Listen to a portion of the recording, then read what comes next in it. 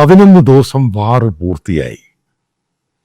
കാരണം നിങ്ങൾക്കറിയാം, ഇറാനും ഇസ്രായേലുമായിട്ടുള്ള പഴയ വാറെന്ന് പറഞ്ഞ 11 ദിവസമാണ്.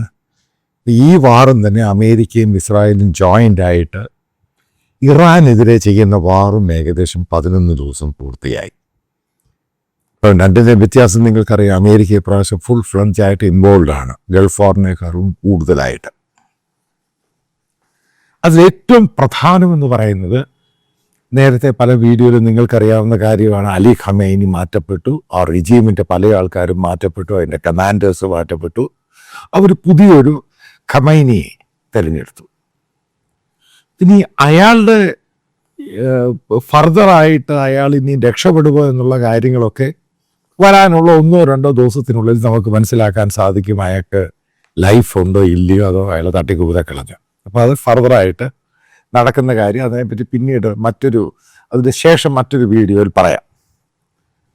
ഈ വാറിൻ്റെ പ്രത്യേകതകൾ എന്ന് പറയുന്നത്, കാരണം കേരളത്തിലെ പല മീഡിയയും പറയുന്നത് പോലെ അടിസ്ഥാനരഹിതമാണ് യഥാർത്ഥത്തിൽ അവർ പറഞ്ഞുണ്ടാക്കുന്നത്. ആദ്യം ഗൾഫ് നേഷനിൽ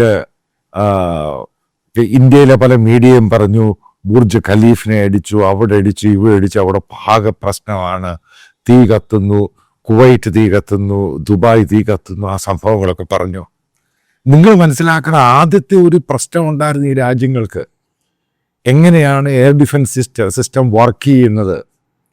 പിന്നീട് അത് ഗ്രാജുവലി അവർ പ്രോഗ്രസീവായിട്ട് മാറി. അതായത് ഇപ്പോൾ എനിക്ക് ഒരു ഏകദേശ കണക്കെടുക്കുകയാണെങ്കിൽ ഈ രാജ്യങ്ങളെല്ലാം 90% അവരുടെ എയർ ഡിഫൻസീവ് സിസ്റ്റം കാര്യമായിട്ട് വർക്ക് ചെയ്യുന്നുണ്ട് അമേരിക്കൻ ഫോഴ്സിൻ്റെ കൂടെ നിന്ന്. അപ്പം ആദ്യത്തെ പ്രശ്നമൊക്കെ അങ്ങ് പോയി. അതായത് മനസ്സിലാക്കുക, അവരുടെ ഓയിൽ റിഫൈനറി ആണെങ്കിലും ഓയിൽ എക്സ്പ്ലോറേഷൻ ആണെങ്കിലും അവരുടെ ഓയിൽ ഡിപ്പോയ ആണെങ്കിലും ഫുജേറ ആണെങ്കിലും ഇവിടെയൊക്കെ അറ്റാക്ക് ചെയ്തു. കൊമേഴ്ഷ്യലായിട്ട് ദുബൈയുടെ ഹോട്ടലുകൾ അറ്റാക്ക് ചെയ്യുന്നു, ആമസോണിൻ്റെ ഡേറ്റാ സെൻറ്റർ അറ്റാക്ക് ചെയ്യുന്നു. കാരണം കൊമേഴ്ഷ്യൽ പ്ലേസിലും അസറ്റുകളിലൊക്കെ അറ്റാക്ക് ചെയ്തു. ഇനി ഇറാൻ എന്ത് നേട്ടമാണ് ഇതിൻ്റെ അകത്തുണ്ടായത്? ഇറാൻ്റെ പ്രസിഡന്റ് മസൂദ് പെഷഷ്കാൻ വലിയൊരു പ്രോമിസ് ചെയ്തു, അവരിനി അവരുടെ നെയ്ബേഴ്സിനെ അറ്റാക്ക് ചെയ്യത്തില്ല എന്ന് പറഞ്ഞു. പിന്നീട് എന്താണ് ഉണ്ടായത്? കാരണം ഇത് പ്രോമിസ് എന്ന് പറയുന്നത്, അയാളുടെ ഇറാൻ്റെ കമാൻഡ് സെൻറ്റർ, IRGCയുടെ കമാൻഡ് സെൻറ്ററിൽ ഈ ഫീൽഡിൽ നിൽക്കുന്ന ഇറാൻ്റെ പട്ടാളക്കാരൻ തമ്മിൽ ബന്ധമില്ല. ഇതെങ്ങനെയാണ് ഇത് പോകുന്നത് അതിനെപ്പറ്റി യാതൊരു ധാരണയില്ല. അപ്പം നേരത്തെ വെച്ചിരുന്ന അത് വെച്ച് ഇവരങ്ങ് ഫയർ ചെയ്യുകയാണ്. ഇതാണ് ഇതിൻ്റെ കാരണം. അതായത് കംപ്ലീറ്റ് ആയിട്ട് IRGCയുടെ കമാൻഡ് സിസ്റ്റം നശിച്ചു പോയി. അവരുമായിട്ട് യാതൊരു ബന്ധവും അവർക്ക് സ്ഥാപിക്കാൻ സാധിച്ചില്ല. ഇറാൻ്റെ നേവി ആലോചിച്ച് നോക്കുക, ഏകദേശം 104ഓളം ഷിപ്സാണ് അവർക്കുണ്ട്. ഷിപ്സും പല വെസൽസും പെട്രോൾ ബോട്ട്സും ഒക്കെ ഉണ്ട്. അതിൻ്റെ അകത്ത് 42 അതായത് ഒരു രാജ്യത്തിൻ്റെ നേവി കംപ്ലീറ്റ് ഇല്ലാതായി മാറുന്നു. അടുത്തത് നോക്കുക, ഇറാൻ്റെ എയർഫോഴ്സ്, അത് കംപ്ലീറ്റ് ആയിട്ട് ഇല്ലാതായി. ഇറാൻ്റെ എയർ ഡിഫൻസ് സിസ്റ്റം ഇല്ലാതായി. പിന്നെ ഏത് രീതിയിലാണ് ഇറാന് തിരിച്ചടിക്കാൻ സാധിക്കുന്നത്? അതൊക്കെ ഒരു പഴം പുരാണം ചുമ്മാതെ ആൾക്കാരെ സൂചിപ്പിക്കാൻ പറയുന്നു എന്നതിൽ കവിഞ്ഞ് അതിൽ 1% പോലും അർത്ഥമില്ല. ഇറാൻ ഏകദേശം പൂർണ്ണമായിട്ട് തീരാൻ പോവുകയാണ്. ഇപ്പോൾ ഇസ്രായേൽ കണ്ടില്ല, അവർ എയർ ഡിഫൻസ് സിസ്റ്റം എങ്ങനെയാണ് ഇത് വർക്ക് ചെയ്യുന്നത്? വളരെ സെൻസിറ്റീവായിട്ടാണ് വർക്ക് ചെയ്യുന്നത്. അതായത് ഇറാൻ ഇനി പിടിച്ച് നിൽക്കാൻ പറ്റില്ല അവരുടെ. അതേപോലെ തന്നെ ഇറാൻ്റെ അസറ്റുകളുണ്ട്, പ്രധാനമായിട്ട് ഓയിൽ അസറ്റുകൾ. അതിൻ്റെ റിഫൈനറി അറ്റാക്ക് ചെയ്തു, അവരുടെ ഓയിൽ ഡിപ്പോ അറ്റാക്ക് ചെയ്തു, അവരുടെ ഡീസാലിനേഷൻ, അതായത് ഉപ്പുവെള്ളം കുടിവെള്ളമാക്കി മാറ്റുന്നു, അതിനെ അറ്റാക്ക് ചെയ്തു. അവരുടെ പൈപ്പ് ലൈൻ, അതായത് ജനങ്ങൾക്ക് ഇപ്പം കുടിവെള്ളം കിട്ടത്തില്ല, ഇലക്ട്രിസിറ്റി കിട്ടത്തില്ല. ഈ രീതിയിലോട്ട് പോയി കഴിയുമ്പോൾ സംഭവത്തിൻ്റെ പിച്ചങ്ങ് മാറും. ഇത്രയേ ഉള്ളൂ സംഭവം.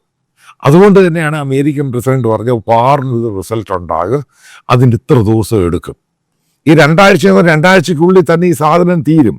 പക്ഷെ അതിനകത്ത് ഈ പറയുന്ന അമേരിക്കയും മറ്റുള്ള രാജ്യങ്ങളും നേരിടാൻ പോകുന്നത് വലിയൊരു ക്രൈസിസ് ആണ്. അതായത് ഓയിൽ പ്രൈസിൻ്റെ ഹൈക്ക്. അത് ഭയങ്കരമായിട്ടാണ് സർജ് ചെയ്യുന്നത്. ചെറിയ രീതിയിലുള്ള സർജിങ് അല്ല. ഇത് എത്രയായിരുന്നു നേരത്തെ? $67-70 ആയിരുന്നു പെർ ബാരൽ എന്ന് പറയുന്നത്. ഇപ്പോൾ അത് 100, 110, 115 ഡോളറായിട്ട് മാറി പെർ ബാരൽ. അത് ചില ആൾക്കാർ എക്സ്പേർട്ടുകൾ പറയുന്നത് അത് 150 ലിറ്റർ ബാരൽ പോലും, അത് ഡോളർ പോലും ഒരു ബാരലിലോട്ട് മാറാനുള്ള സാധ്യതയുണ്ട്. ഉറപ്പായിട്ട് ഇന്ത്യയുമായി ബന്ധപ്പെട്ട പല ആൾക്കാരും പല എക്സ്പേർട്ടുകളും പറയുന്നത്, അതായത് ഷിപ്പിൻ്റെ മൂവ്മെൻറ്റും വെസൽസിൻ്റെ മൂവ്മെൻറ്റും ഓയിലിൻ്റെ മാർക്കറ്റുമായി ബന്ധപ്പെട്ടവർ പറയുന്നത് ഇന്ത്യയിൽ ഈ പറയുന്ന പോലെ സ്റ്റോക്കില്ല. അതായത് ഒരാഴ്ചയും കൂടെ പോയി കഴിഞ്ഞ് കഴിയുമ്പം ഇന്ത്യയുടെ പലയിടത്തും ഇതിൻ്റെ ഷോർട്ടേജ് ഉണ്ടാകും. അപ്പോൾ ഖത്തർ അതായത് ഏറ്റവും കൂടുതൽ LNG ഉൽപ്പാദിപ്പിക്കുന്ന രാജ്യം, ഇന്ത്യ വാങ്ങുന്ന രാജ്യമാണ്. അപ്പോൾ അവർ തന്നെ പറഞ്ഞ് അവർ ഏകദേശം ഒരാഴ്ചത്തേക്ക് 2 ആഴ്ചത്തേക്ക് അത് അടച്ചിടുകയാണ്. ഷോർട്ടേജ് ഉണ്ട് എന്നുള്ളത് സത്യമാണ്. അത് ഗ്ലോബലായിട്ട് ബാധിക്കും. അപ്പോൾ ഓയിൽ മാർക്കറ്റിന് ഇത് ഭയങ്കരമായിട്ട് എഫക്റ്റ് ചെയ്യുമ്പം, അതേപോലെ കപ്പലുകളുടെ മൂവ്മെൻറ്റുകൾ, അതായത് ഹോർമൂസ് ആണെങ്കിലും മറ്റുള്ള പലയിടത്ത്, കാരണം ഒരു മൂവ്മെൻറ്റിനെ എഫക്റ്റ് ചെയ്ത് കഴിഞ്ഞാൽ അത് മറ്റു പലയിടത്തും അത് എഫക്റ്റ് പോസിബിലിറ്റി ഉണ്ടാകാനുള്ള സാധ്യതയുണ്ട്. അങ്ങനെ വന്നു കഴിയുമ്പോൾ ഗ്ലോബൽ മാർക്കറ്റ് ആണെങ്കിലും അതേപോലെ തന്നെ സ്റ്റോക്ക് മാർക്കറ്റ് ആണെങ്കിലും ഏകദേശം ഇന്ത്യയുടെ ഇന്ന് സ്റ്റോക്ക് മാർക്കറ്റ് 2000 പോയിന്റാണ് കറക്റ്റായിട്ട് ബ്ലഡ് ബാത്താണ് ഉണ്ടായത്. അമേരിക്കൻ സ്റ്റോക്ക് മാർക്കറ്റ് ഭയങ്കര പ്രശ്നമാണ്. ജപ്പാൻ, ഈ ഗ്ലോബൽ മീഡിയ ഒന്നും ഇന്ത്യൻ സ്റ്റോക്ക് മാർക്കറ്റിനെ പറ്റി കാര്യമായിട്ടൊന്നും കൊടുക്കുന്നില്ല. അത് കൊടുക്കാത്തതിൻ്റെ കാര്യം ഇന്ത്യ ഈ പറയുന്ന പോലെ ഒരു വൈബ്രന്റ് സംഭവത്തിലോട്ട്, എക്കോണമിയുടെ സംഭവത്തിലോട്ട് വരാത്തതിൻ്റെ പേരിലാണ്. പക്ഷെ ജാപ്പനീസ് ആണെങ്കിലും കൊറിയ ആണെങ്കിലും മറ്റുള്ള രാജ്യങ്ങളുടെ, യൂറോപ്പ് ആണെങ്കിലും UK ആണെങ്കിലും അമേരിക്കയിലൊക്കെ കൊടുക്കുന്നുണ്ട് ഗ്ലോബൽ മീഡിയ. അതിനകത്ത് ആ സ്റ്റോക്ക് മാർക്കറ്റിലെ അതിൻ്റെ റിഫ്ലക്ഷൻ ഇന്ത്യയിലും ഉണ്ടാകുന്നുണ്ട്. ഇത് ഫർദർ വാർ എസ്കലേറ്റ് ചെയ്ത് മുന്നോട്ട് പോവുകയാണെങ്കിൽ ഇന്ത്യയെ പോലും ബാധിക്കാം. പക്ഷേ ഈ ഒരു വാറിന് റിസൾട്ട് ഉണ്ടാകും എന്ന് തന്നെയാണ് അമേരിക്കയുടെ ഇസ്രായേലിൻ്റെ ധാരണ. അവർ പറയുന്നത് ഈ വാറിന് റിസൾട്ട് ഉണ്ടായില്ല എങ്കിൽ ഒരു രാജ്യവും മുന്നോട്ട് പോകാനുള്ള സാധ്യത വളരെ കുറവാണ്. അതായത് ഇറാനെ വീക്കാക്കുക മാത്രമല്ല, കംപ്ലീറ്റ് നശിപ്പിക്കുക, അതേപോലെ റിജീമിനെ മാറ്റുക. ഇതാണ് അമേരിക്കയുടെ ഇസ്രായേലിൻ്റെ ഉദ്ദേശം.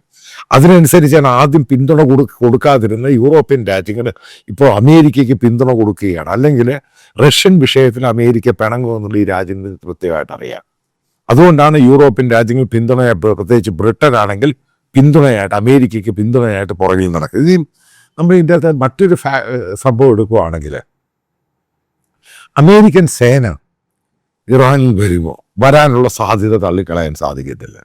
കാരണം അമേരിക്കയുടെ എയർബോൺ ഡിവിഷൻ വളരെ വെൽ പ്രിപ്പയർഡായിട്ടിരിക്കുകയാണ് ഇറാനിൽ വന്നൊരു ഫൈറ്റ് ചെയ്യാൻ.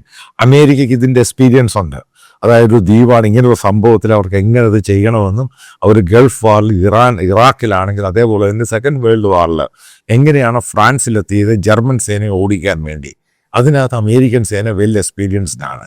അപ്പോൾ അങ്ങനൊരു രീതി വരികയും ഇറാഖ് പിടിച്ചെടുത്ത പോലെ ഇറാനും പിടിച്ചെടുക്കുകയാണെങ്കിൽ ഗ്ലോബലായിട്ടുള്ള മുഴുവൻ രീതിയും സംഭവം മുഴുവൻ ഓയിൽ അമേരിക്കയുടെ കസ്റ്റഡിയിലോട്ട് ആയി മാറുകയാണ്. ഏതായാലും വാറിനൊരു റിസൾട്ട് കിട്ടുമെന്ന് തന്നെയാണ് എൻ്റെ ഒരു പ്രതീക്ഷ.